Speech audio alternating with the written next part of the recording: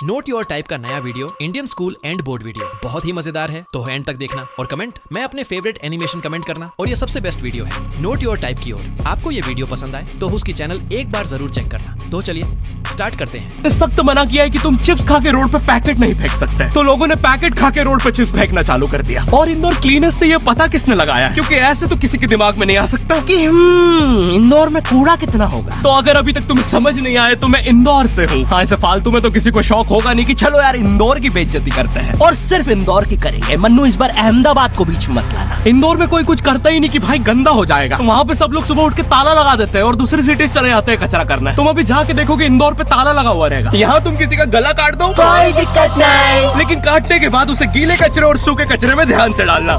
400 लोगों को टपका दिया, 300 बच्चों को उठवाया, 5 बवासीर वाले अंकलों को पिटवाया। आज तक मुझे कोई पकड़ नहीं पाया, तुमने कैसे पकड़ा?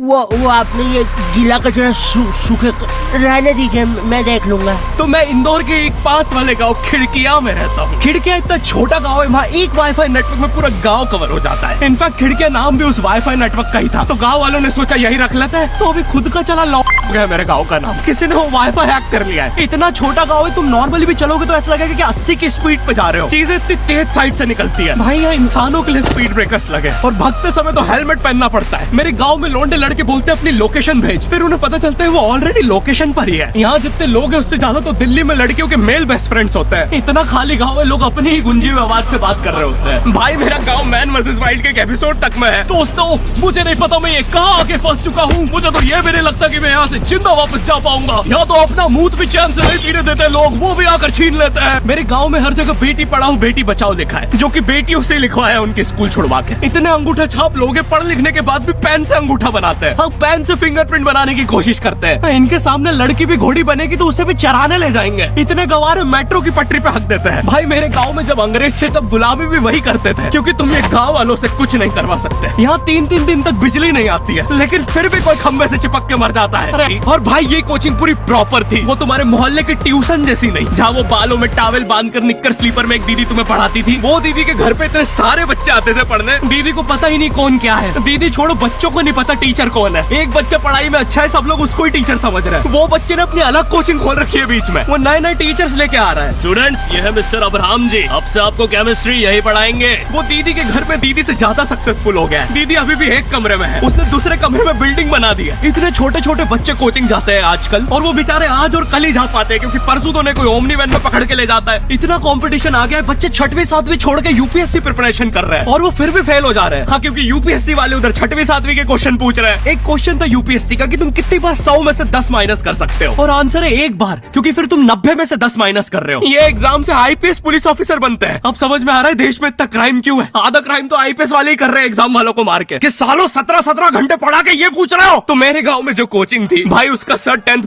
पढ़ा के सन की हो गया था, क्योंकि भाई उसकी जिंदगी 10th के लूप में फंसी हुई है। उसकी 10th खत्म होते ही फिर चालू हो जाती है। बच्चों के मम्मी पापा उन्हें 10th के बाद कंप्यूटर गिफ्ट करते हैं। सर के पास 70 कंप्यूटर हो गए हैं। हाँ, उनके मम्मी पापा आज तक गिफ्ट कर रहे हैं, और वो भी उस जमाने का विंडोज एक्सपी। सर बेचारा सारे कंप्यूटर जोड़ के GTA 5 खेलता है। सर इतना 10th क्लास में है, वो कोचिंग के बाद अपनी ही कोचिंग की लड़कियों के सामने बाइक से स्टंट मार रहा होता है। देख कोमल, राज ने तो सबको पीठ पे कुत्ते मारे हैं, तू कोई नई नहीं है। शबाक, पीठ पे कुत्ते मारने वाला राज।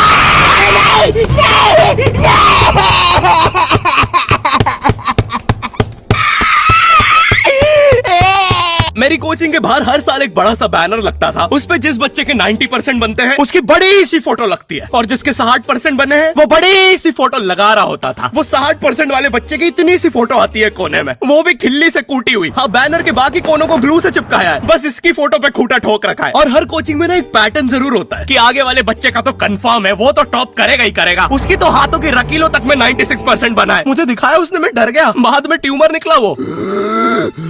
भाई तू इलाज करवा ले यार अपना। चलता है तू मुझसे। कोचिंग में पीछे एक बच्चा पिट रहा है, उसकी किताब में सर ने ड्राइंग्स देख लिया। वो ड्राइंग्स उसकी थी भी नहीं, वो जिस सीनियर की बुक थी उसने बना रखी थी। ये इसलिए पिट रहा है क्योंकि इसको आज तक लगता था कि गांधी जी घूंघट में हंसती एक औरत है, और नेहरू जी ये है नेहरू जी। इस बच्चे के हिसाब से हमारी आजादी की लड़ाई कुछ ऐसी दिखती है।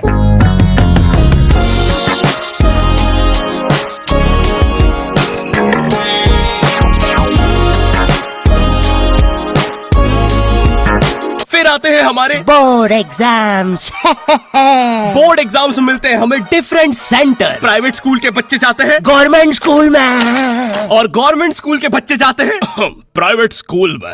और भाई बहुत डिफरेंस होता है इन दोनों स्कूल में। प्राइवेट स्कूल के बच्चे बोलते हैं हमारी स्कूल के नीचे कब्रिस्तान है। गवर्नमेंट स्कूल के बच्चे बोलते हैं कब्रिस्तान के नीचे हमारी स्कूल है। गवर्नमेंट स्कूल की बेंचेस हमेशा हिलती रहती है।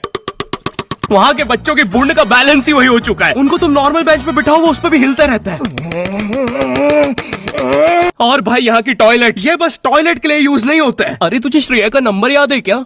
चल मेरे साथ। कहाँ? अरे बाबा यहाँ तुझे किसी भी लड़की का नंबर मिल जाएगा। श्रेया अग्रवाल, श्रेया बंसल, श्रेया शर्मा, श्रेया राजा ने मिल गया। अरे लेकिन ये तो बंद है। अरे तो टेंशन की क्या बात है, इधर आइए ना, इधर बाकी नंबर भी है, चेक करिए। श्रेया जियो, श्रेया एयरटेल, श्रेया आइडिया। हेलो श्रेया। हाँ बोल।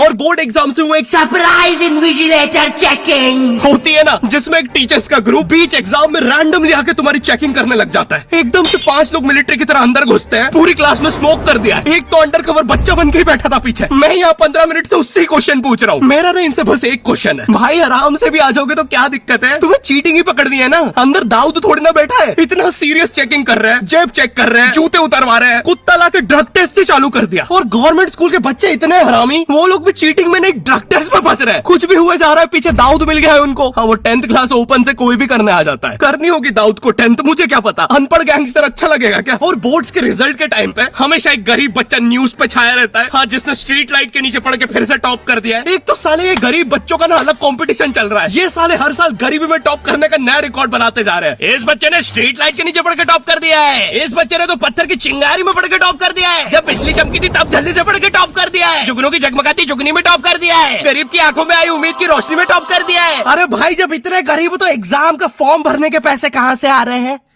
अब इसकी जो जल रही है उसमें भी पढ़ के टॉप कर दिया है। यो आई होप आपको ये वीडियो पसंद आई है। अगर आई तो वीडियो को लाइक करके कमेंट करना ज़रूर करना और ओरिजिनल आईडी चेक करना। Thank you so much.